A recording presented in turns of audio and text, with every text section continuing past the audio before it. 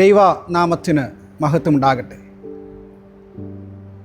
ഒരു നോമ്പ് കാലത്തിൻ്റെ അവസാന ആഴ്ചവട്ടത്തിലേക്ക് നമ്മൾ കടന്നു വന്നിരിക്കുകയാണ്. കഴിഞ്ഞ ചില നാളുകളിൽ ദൈവസന്നിധിയിൽ പ്രാർത്ഥനയുടെയും ഉപവാസത്തിൻ്റെയും ധ്യാനത്തിൻ്റെയും ഒക്കെ ഒരു കാലമായിട്ട് ആഘോഷിക്കുവാൻ ദൈവം നമ്മളെ സഹായിച്ചു കൊണ്ടിരുന്നു.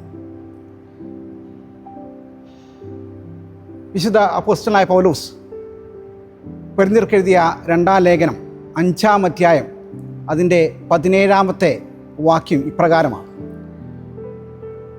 ഒരുവൻ ക്രിസ്തുവിലായാൽ അവൻ പുതിയ സൃഷ്ടിയാണ്, പഴയത് കഴിഞ്ഞുപോയി, സകലതും പുതുതായി തീരുന്നു. പൗലോസിൻ്റെ വലിയ ഒരു പദമാണ് ക്രിസ്തുവിൽ എന്നുള്ളത്.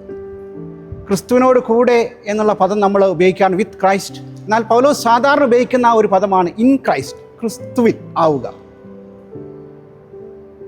നമ്മൾ ക്രിസ്തുവിലും ക്രിസ്തു നമ്മളിലും ആകുന്ന വലിയൊരു അനുഭവത്തെക്കുറിച്ചാണ് പൗലോസ് അവിടെ പ്രതിപാദിക്കുന്നത്.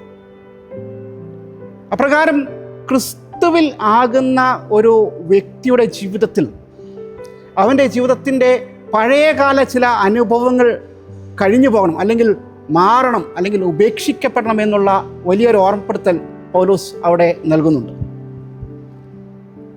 നമുക്കറിയാം, നോമ്പ് വർജനങ്ങളുടെയും ഉപേക്ഷണത്തിൻ്റെയും ഒക്കെ കാലമാണ്. ചില പ്രത്യേക കാര്യങ്ങളൊക്കെയും വർജിക്കുകയും ചിലതൊക്കെ ഈ നോമ്പ് കാലത്ത് നമ്മൾ ഉപേക്ഷിക്കുകയും ചെയ്യും.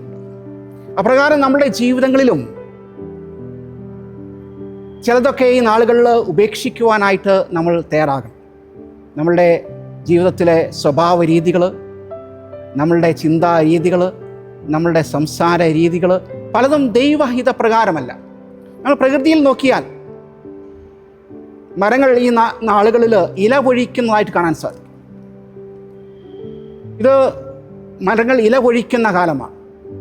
പ്രകാരം ഇല പൊഴിക്കുന്ന മരങ്ങൾ അതൊരു ഉപവാസത്തിൻ്റെ, ഒരു ധ്യാനത്തിൻ്റെ ഒരു അനുഭവമാണ് എന്ന് നമുക്ക് പറയാൻ സാധിക്കും. കാരണം നമുക്കറിയാം, പച്ചിലകളിലൂടെയാണ് എന്ത് ചെയ്യുന്നത്, ആ സസ്യം ആഹാരം പാകം ചെയ്യുന്നത്. ചില മരങ്ങൾ എല്ലാ ഇലകളും പൊഴിച്ചു നിൽക്കുമ്പോൾ, അതിലൊരു ഇല പോലും ഇല്ലാതെ നിൽക്കുമ്പോൾ അതൊരു ഉപവാസത്തിലാണ്, ഒരു ധ്യാനത്തിലാണ് എന്നൊക്കെ നമുക്ക് മനസ്സിലാക്കുവാനായിട്ട് സാധിക്കും. ഇതുപോലെ ഈ നോമ്പുകാലം നമ്മളുടെ ഒരു തപസ്സിൻ്റെ, ഒരു ധ്യാനത്തിൻ്റെ കാലമാണ്. നമ്മളെ തന്നെ കണ്ടെത്തുവാൻ, നമ്മളിലേക്ക് നോക്കുവാൻ, നമ്മളുടെ ജീവിതത്തിൻ്റെ, സ്വഭാവത്തിൻ്റെ, നമ്മളുടെ സഞ്ചാരത്തിൻ്റെ, നമ്മളുടെ ചിന്തകളുടെ, നമ്മുടെ പ്രവൃത്തികളിലെ ഒക്കെ ദോഷങ്ങൾ കണ്ടെത്തുവാനും അതൊക്കെ ഉപേക്ഷിക്കുവാനുമായിട്ടുള്ള ഒരു കാലമാണ്.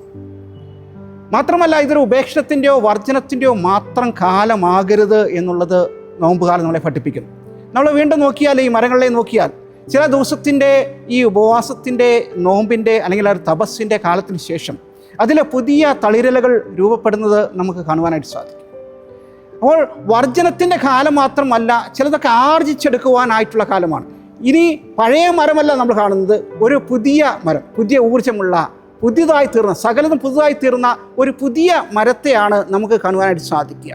അങ്ങനെ ചിലതൊക്കെ ഉപേക്ഷിക്കുകയും ചിലതൊക്കെ ആർജിച്ചെടുക്കുകയും ചെയ്യേണ്ടതായിട്ടുള്ള കാലമാണ്. ഉപേക്ഷണത്തിന് മാത്രമല്ല, അല്ലെങ്കിൽ വർജനങ്ങളുടെ മാത്രമല്ല, ചിലതൊക്കെ നമ്മളുടെ ജീവിതത്തിൽ ആർജിച്ചെടുക്കുവാനായിട്ട് ഈ നോമ്പ് കാലത്ത് നമുക്ക് സാധിക്കണം. പുതിയ സ്വഭാവ രീതികൾ ആർജിച്ചെടുക്കാനായിട്ടുണ്ട്, ചില പുതിയ ചിന്തകൾ ആർജിച്ചെടുക്കാനായിട്ടുണ്ട്, ചില പുതിയ വഴികളിലൂടെയൊക്കെ സഞ്ചരിക്കുവാനായിട്ട് നമുക്ക് സാധിക്കണം. ക്രിസ്തുവിലാവുക എന്ന് പറഞ്ഞാൽ ക്രിസ്തുവിന് പകരക്കാരനാവുക എന്ന അർത്ഥത്തിൽ നമുക്കത് കാണുവാനായിട്ട് സാധിക്കണം. നമ്മൾ ക്രിസ്തുവിൻ്റെ പകരക്കാരാണ് ഈ ലോകത്ത്. ക്രിസ്തു കണ്ടതുപോലെ കാണുവാൻ, ക്രിസ്തു സംസാരിച്ചതുപോലെ സംസാരിക്കുവാൻ, ക്രിസ്തു സഞ്ചരിച്ചതുപോലെ സഞ്ചരിക്കുവാൻ, ക്രിസ്തു നിന്ന സ്ഥലത്ത് നിൽക്കുവാൻ ഒക്കെ സാധിക്കുമ്പോഴാണ് നമ്മളുടെ ജീവിതത്തിൽ ആ ക്രിസ്തുവിൽ ആകുന്ന അനുഭവം പൂർണ്ണമാകുവാനായിട്ട് സാധിക്കുക. അതുകൊണ്ട് ചിലതൊക്കെ നമുക്ക് ഉപേക്ഷിക്കുവാനായിട്ടുണ്ട്, ചിലതൊക്കെ വർജിക്കുവാനായിട്ടുണ്ട്. ഒരു മരം ചിലതൊക്കെ ഉപേക്ഷിക്കുന്ന പോലെ, അതിൻ്റെ പുഴുക്കുത്തേറ്റ ഇലകൾ, അതിൻ്റെ മോശമായ ഇലകൾ, അതിനെ ആഹാരം പാകം ചെയ്യുവാൻ സാധിക്കാത്ത ഇലകളൊക്കെ ഉപേക്ഷിക്കുന്നത് പോലെ ചിലതൊക്കെ നമ്മുടെ ജീവിതത്തിൽ നമ്മുടെ സ്വഭാവത്തിൻ്റെ വൈകൃതങ്ങളുണ്ട്, ചില ചിന്തകളുടെ വൈകൃതങ്ങളുണ്ട്, ചില രീതികളുടെയൊക്കെ മോശമായ കാര്യങ്ങൾ, അതൊക്കെ ഉപേക്ഷിക്കുവാനും മാത്രമല്ല, ഉപേക്ഷണത്തിന് മാത്രമല്ല, ചില പുതിയ കാര്യങ്ങൾ ആർജിച്ചെടുക്കുവാൻ ഈ കാലങ്ങളിൽ ദൈവം നമ്മളെ സഹായിക്കണം. അപ്രകാരം ഒരു പുതുക്കത്തിൻ്റെ, സകലതും പുതുതായിത്തീരുന്ന പുതിയ മനുഷ്യനായിത്തീരും, പഴയതില്ല. ആ മരം ഇനി പഴയതല്ല, അത് പുതിയൊരു മരമാണ് എന്നതുപോലെ നമ്മളുടെ ജീവിതവും ഒരു പുതിയ അനുഭവത്തിലായി തീരുവാൻ ഈ നോമ്പ് കാലത്ത് ദൈവം നമ്മളെ സഹായിക്കട്ടെ എന്ന് പ്രത്യേകം പ്രാർത്ഥിക്കുന്നു. നമുക്ക് കണ്ണുകളടയ്ക്കാം, പ്രാർത്ഥിക്കാം. സ്വർഗീയ പിതാവേ, ഈ ഒരു സമയം ഞങ്ങൾക്ക് നൽകിയതോർത്ത് ദൈവത്തെ സ്തുതിക്കുന്നു. വീണ്ടും ഒരു നോമ്പിൻ്റെ അനുഭവത്തിലൂടെയൊക്കെ കടന്നു പോകുവാൻ ഞങ്ങളെ ദൈവം ഈ നാളുകളിൽ സഹായിക്കുന്നു. നോമ്പ് ചില വർജനങ്ങളുടെ കാലമാണ് എന്ന് ഞങ്ങളെ ഓർമ്മപ്പെടുത്തി. ചിലതൊക്കെ ഞങ്ങളുടെ ജീവിതത്തിൽ ഉപേക്ഷിക്കുവാനായിട്ടുണ്ട് എന്ന് കാണുവാനായിട്ട് ദൈവം നമ്മളെ സഹായിച്ചു. അതൊക്കെ ശരിയായി ഉപേക്ഷിക്കുവാൻ ഈ നാളുകളിൽ ദൈവം ഞങ്ങളെ സഹായിക്കണം. ഉപേക്ഷിക്കേണ്ടത് കണ്ടെത്തുവാനായിട്ട് കർത്താവ് കൃപ നൽകണം. ഇത് ഉപേക്ഷിക്കൽ മാത്രമല്ല കർത്താവ്, ചിലതൊക്കെ പുതിയത് ആർജിച്ചെടുക്കുവാൻ, ചില പുതിയ കാര്യങ്ങൾ ഞങ്ങളുടെ ജീവിതത്തിൽ സ്വായത്തമാക്കുവാൻ കർത്താവ് ഈ കാലങ്ങളിൽ ഞങ്ങളെ സഹായിച്ചാട്ടെ. അങ്ങനെ വർജനങ്ങളുടെയും ആർജനങ്ങളുടെയും കാലമായിട്ട് ഈ നോമ്പ് അർത്ഥപൂർണ്ണമായിട്ട് ദൈവഹിത പ്രകാരം ആഘോഷിക്കുവാൻ ഞങ്ങളെല്ലാവരെയും സഹായിക്കുകയും അനുഗ്രഹിക്കുകയും ചെയ്യണമെന്ന് യേശു ക്രിസ്തുവിൻ്റെ നാമത്തിൽ ചോദിക്കുമ്പോൾ കൃപയോടെ കേൾക്കണമേ. ആമേൻ.